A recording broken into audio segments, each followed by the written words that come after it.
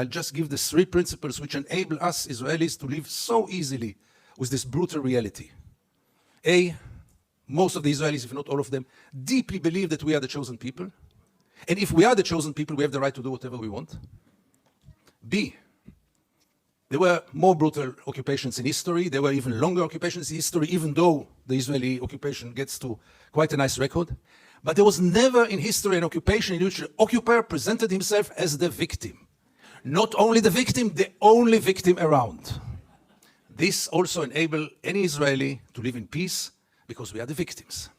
The other day, Professor Falk spoke about this dual strategy of Israel of being a victim on one hand and manipulating on the other hand. After what happened in Paris and in Copenhagen with the terror attacks, Benjamin Netanyahu came with the notion all the Jews must come to Israel. It's the safest place for the Jews in the world. It's a shelter for the Jews in the world. Which is wrong, because Israel is today the most dangerous place on earth for Jews, but let's put it aside. It was only 24 hours later when he said Israel is an existential threat under the Iranian bomb. And I asked myself, how can you dare call Jews to come and to join this suicidal project when the Iranians are going to bomb us?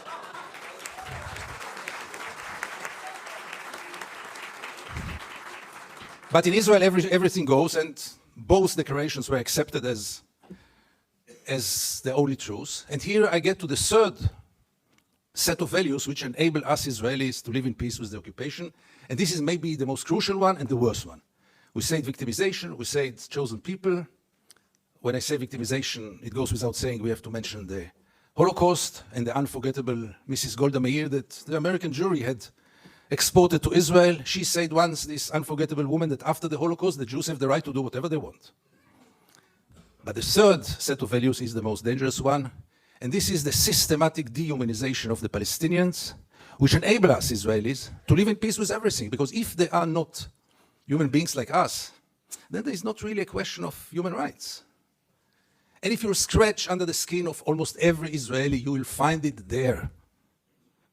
Almost no one will treat the Palestinians as equal human beings like us.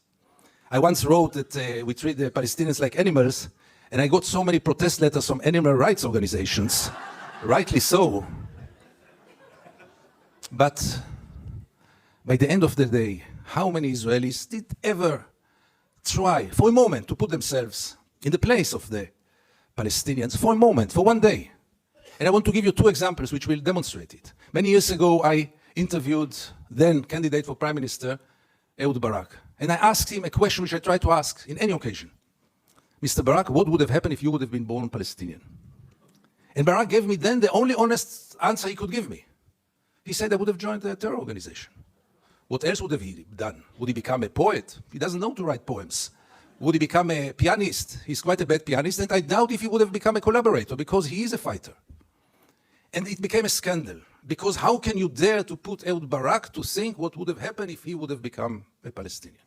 And the second incident, briefly, Second Intifada, the city of Jenin, the most closed city in the West Bank, real total siege. I go out from Jenin, I come to the checkpoint, a Palestinian ambulance is parking there with the red lights.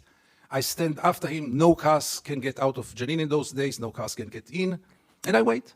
The soldiers are playing backgammon in the tent. Usually I know myself, it's better that I don't get into a confrontation with the soldiers because it always ends up very badly. So I stayed in the car, but after 40 minutes I couldn't take it, and I went out to the car. From the car, I went first to the Palestinian ambulance driver and I asked him, what's going on? He told me that's the routine, they let me wait 1 hour until they come and check the ambulance. And I couldn't take it anymore, and I went to the soldiers. It became a confrontation, but the question that I asked them, which really brought them to direct their weapons toward me, was one. What would have happened if your father would have been lying in this ambulance? This freaked them out. They lost control. How can I dare to compare between their father and the Palestinian in the ambulance? And this set of beliefs that they are not human beings like us enable us Israelis to live in so much peace with those crimes, ongoing crime for so many years, with losing any kind of humanity, values. I heard today people talk about Jewish values. I must be frank with you, I don't know what are Jewish values. I know what are universal values. Let's not get into it, really.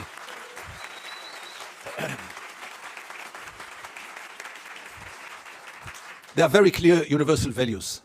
And there is a very, very clear international law. But for most of the Israelis, international law is very important. But not for Israel. Israel is a special case. Why is it a special case? And again, you get with all those set of values, with this living in denial.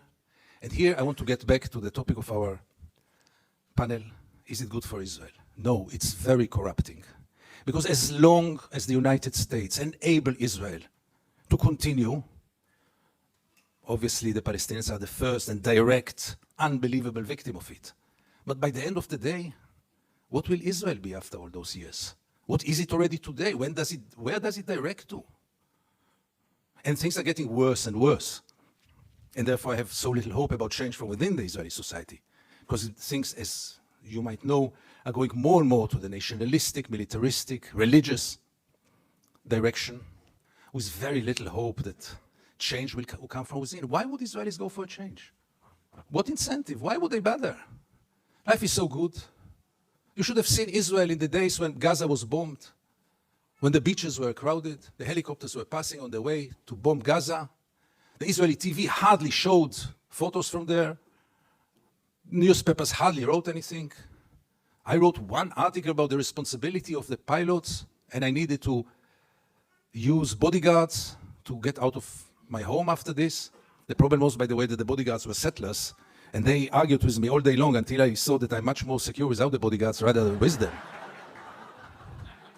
But the last war in Gaza, and this will be my final remarks, the last war in Gaza taught us also that Israel, which has 3 regimes today, maybe the only country, the only state in the world with 3 regimes, one for the Jews, one for the Arab citizens, and one an apartheid regime in the West Bank and Gaza, one of the most brutal and cruel tyrannies in the world. But even for the facade, even for this democracy, which I always thought is a democracy for its Jewish citizens, I realized last summer that it is a democracy for its Jewish citizens, but only if they think like the majority. And therefore, and by this I want to conclude, I want to tell you all that few of us, very few, much too few, but few of us are looking to the West, Europe, and then United States, with a great hope, because we lost hope in Israel. Thank you very much.